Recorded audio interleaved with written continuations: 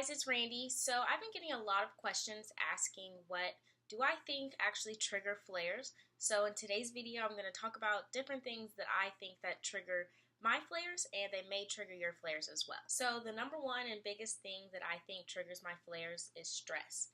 So I know that if I'm stressing about something that's really big that's coming up, or I'm stressed out about not getting enough work done, or just stressed in general, then 9 times out of 10 I'm going to experience a flare the next day, and I immediately know it's because I was stressing out the day before. Some ways I try to manage my stress when I feel myself getting stressed out is, one thing is I'll actually try to plan out my day and do things in small increments.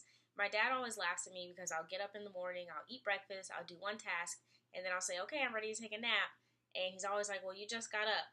But it's just one of my ways of not letting myself get too overloaded for what I want to accomplish throughout the entire day, and just giving myself enough time to just de-stress and take a deep breath. Another way I manage my stress is by working out.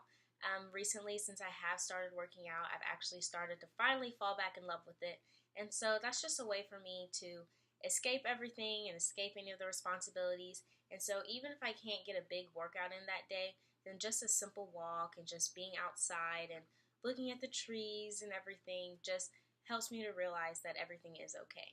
Another thing that I try to do when I'm stressed out is just to actually come to a conclusion is if this is something that I should be stressed out about. If I know that it's something that I can't personally control, then I shouldn't be wasting my time being stressed out about it, because at the end of the day, I can't change it. And I do know that if it is something that I can change, then I just simply need to change it right away so that I'm no longer stressed out about it. I try my hardest not to stress eat, but if it ever happens, then I try to stick with things that are like fruits or vegetables. So I'm still eating and in the process of getting my stomach full, but at least it's a healthier choice. So I try to make it seem like that it's better for me. And other than that, I'll try and hang out with friends. I'll watch my favorite movie or play games on my phone, just anything that can keep my mind off of what's stressing me out. Another thing that I think contributes to my flares would have to be any food that is high in sodium. So I know in my nutrition video I talked about how I've cut out foods that are high in sodium just because I know my body doesn't react well to sodium. So I do know that I absolutely love ramen, so like Japanese ramen noodles, and there's a lot of sodium in those.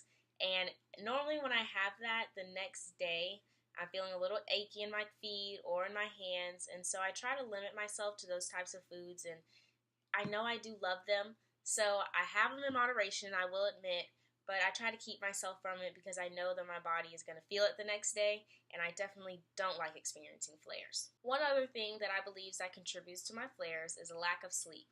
So I know that if I don't get at least 8 to 9 hours at night, then the next morning I may feel okay, but it's not until I repeat the same process and get less than 8 hours, then I feel it that following day.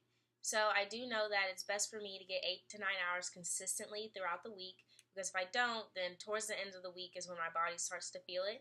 So if I feel myself getting tired or I'm not getting enough sleep at night, then I try to make room for a nap in the middle of the day. And personally, I think that's okay as long as I have the time for it. Therefore, I do try my hardest just to consistently get 8 to 9 hours every night, because I don't always have time for a nap throughout the day, and there's other things that I need to get done, and therefore, if I don't get those things done, then I'll be stressing out about that. So I just try to keep a solid 8 to 9 hour regimen every single night. Overuse of a specific joint will actually contribute to some of my flares.